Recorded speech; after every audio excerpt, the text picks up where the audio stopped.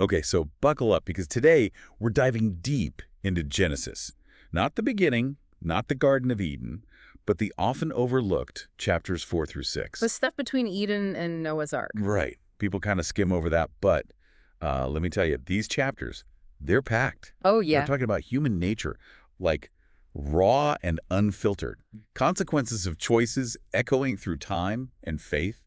Seriously tested. It's intense. It is intense. I mean, we've got murder, a dude vanishing off the face of the earth, Yep. and a world so messed up, it needs a full-on reset. You ready for this? Let's do it. These chapters are like holding up a mirror to humanity, you know? Ooh, I like that. Showing us patterns that we're still living out today, even if we don't realize it. Okay, so chapter 4, it throws us right into the story of Cain and Abel. Jealousy, rage, murder, the whole shebang. Classic. Right. But instead of just, the Sunday school morality tale, what if we look at it through like a sibling rivalry lens? Ooh, that's interesting because Cain and Abel, they're not just these isolated characters, they're a dynamic that's been playing out in families like forever.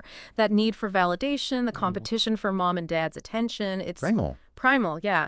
And for Cain, that validation for his sacrifice to be the chosen one, it gets all twisted. It turns dark. Yeah.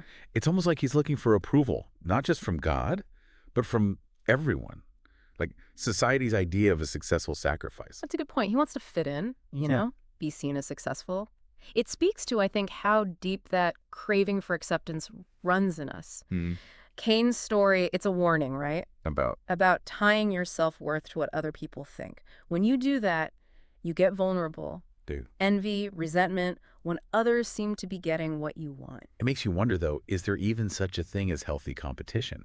Or are we all just like one bad day away from being Cain? Ooh, that's the question, isn't it? But maybe the key is the motivation behind it. Like, are you trying to be better for yourself? Or are you just trying to beat someone else? So not just about individuals, then. Chapter 5, it kind of zooms out and gives us this massive family tree with all the genealogies, which, I gotta admit, at first glance, they look like a giant who begat whom snooze fest. Right. But there's something about seeing that chain of life stricken all the way back to the very beginning. Yeah. It's powerful. It is. Because genealogies, they're not just names on a page. It's the continuity of life. Yeah. It's the passing of the torch from one generation to the next. And it reminds us that our choices matter. Like, they have ripple effects. Yeah. Way beyond our own lifetimes. It's like we're all part of this massive cosmic tapestry, right? Yes. All woven together by like the threads of history. I love that. And in this tapestry, we've got this mysterious dude, Enoch. He walked with God and poof, gone, taken straight to heaven. What's that even supposed to mean? Now that is where it gets really interesting. Right. Because it's suggesting this level of spiritual intimacy, like a closeness with God that most of us just can't even imagine. He transcended like the normal human experience. Completely. And it challenges us to really think, what does it even mean to walk with God?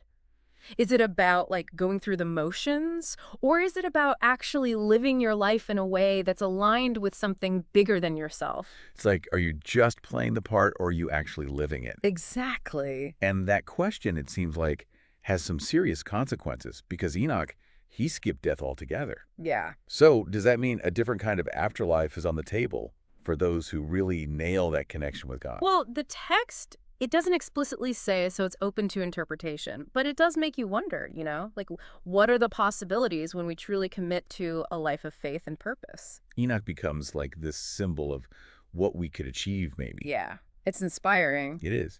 And then we get to chapter 6 and it's Noah time. Mm-hmm. But before the ark and the animals, we see a world that's lost its way, like completely off the rails. It's like a giant cosmic warning sign flashing, abort mission, abort mission. And God's like, all right, fine. Time for a hard reset.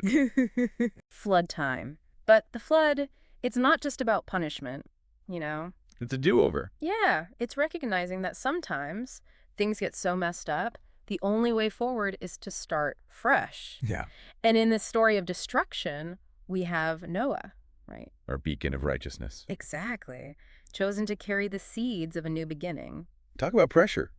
You're building this giant boat, and everyone else is partying like there's no tomorrow. Yeah, you gotta have conviction for that. Big time. It's about Staying true to your values, even when everyone else is losing their minds. Even when it's unpopular. Especially when it's unpopular. Noah reminds us that doing the right thing can be lonely, but it's the path to, like, actual fulfillment.